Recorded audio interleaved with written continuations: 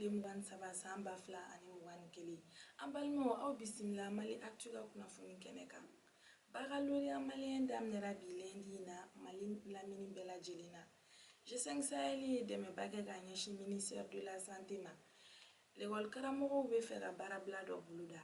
Bafulabekaw fɛ yen nɔ sanba nana ka olu ka pont 2 tiɲɛ.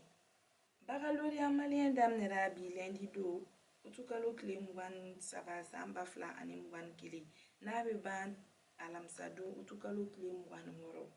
Bac général kɛbaga ye 182 123 candidats ye. Bac technique kɛbaga ye 2304 candidats ye.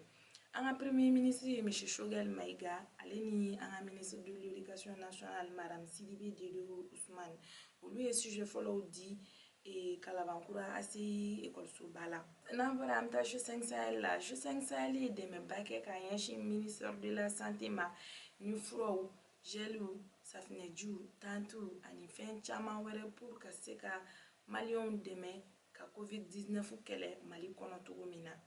N'an bɔra yen nɔ an bɛ taa école karamɔgɔw la. Nin y'a siɲɛ sabanan de ye san 2021 kɔnɔna la ni école karamɔgɔw bɛ baarabila kɛ.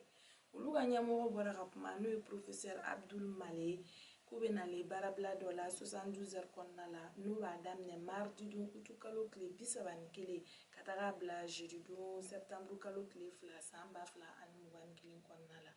U ka nin baarabila in bɛ min ko fɔ ko ka dɔ fara u sara wari kan ani ka dɔ fara u ka retraite wagati fɔlen kan. N'an bɔra yen nɔ an bɛ taa Bafulabe. Bafulabekaw fɛ yen nɔ Godi ni Osubijana cɛmancɛ la sanba nana mercredi don utukalo tile 18 san 2021 ni ka olu ka pont 2 bɛ yen nɔ o tiɲɛ. U ka autorité locale bɔra ka kuma ko so caman fɛnɛ binna san in nali la mais ko mɔgɔ ma sa. An balimaw kunnafoni minnu tun b'an bolo bi ka da u tulo kan o tun ye ninnu de ye. A k'an bɛn wagati wɛrɛ.